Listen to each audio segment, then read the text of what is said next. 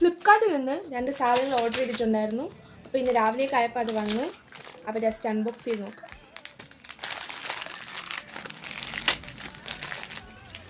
ഞാൻ എൻ്റെ hair care ആയിട്ട് ബന്ധപ്പെട്ട് വാങ്ങിച്ച 2 പ്രോഡക്റ്റ്സ് ആണ്. കുറച്ച് മുടി നന്നായിട്ട് പൊഴിയുന്നുണ്ട്, അപ്പോൾ കുറച്ച് കെയർ ചെയ്യാൻ വിചാരിച്ചു ഹെയറൊക്കെ. അങ്ങനെ വാങ്ങിച്ചതാണ്. പക്ഷേ ഇത് ഇത്രയും കുഞ്ഞാവുമെന്ന് ഞാൻ വിചാരിച്ചില്ല. ഇതാണ് ഐറ്റം. കുറച്ചുകൂടി വലുതായിരിക്കും എന്നാണ് ഞാൻ പ്രതീക്ഷിച്ചത്. പക്ഷെ ഇത് തീരെ സ്മോളാണ്. പക്ഷെ കുഴപ്പമില്ല. ഇതൊരു ഓയിൽ സ്കാൽപ്പ് മസാജറാണ്. നമുക്കിതിനകത്ത് ഫില്ല് ചെയ്ത് കൊടുക്കാം.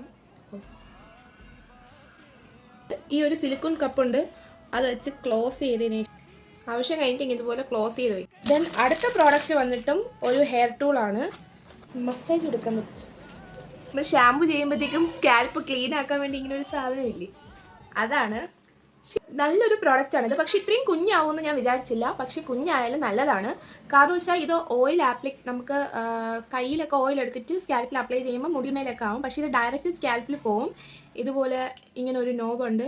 ജസ്റ്റ് ഇങ്ങനെ സ്കാൽപ്പിൽ ഇങ്ങനെ റബ്ബ് ചെയ്ത് കൊടുത്താൽ കറക്റ്റ് ഓയിൽ സ്കാൽപ്പിൽ മാത്രമായിട്ട് പോവും.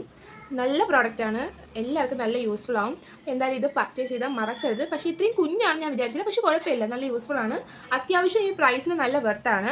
ഞാൻ അതിൻ്റെ കൂടെ വാങ്ങിച്ച ഈ ഒരു സിലിക്കോൺ ബ്രഷും ഷാമ്പു ചെയ്യുമ്പോഴൊക്കെ നമുക്കിങ്ങനെ നല്ല ക്ലീൻ ആക്കി എടുക്കാം നമ്മുടെ സ്കാൽപ്പ്.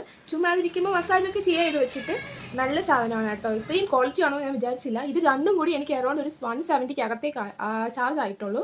പക്ഷേ പ്രൈസിന് നല്ല വെർത്താണ്. Such a good product. അപ്പോൾ എന്തായാലും പ്രോഡക്റ്റ് ചെക്ക് ചെയ്ത് നോക്കാൻ മറക്കണ്ട. അപ്പോൾ അത്രയൊക്കെ ഉള്ളൂ ഇന്നത്തെ വീഡിയോ.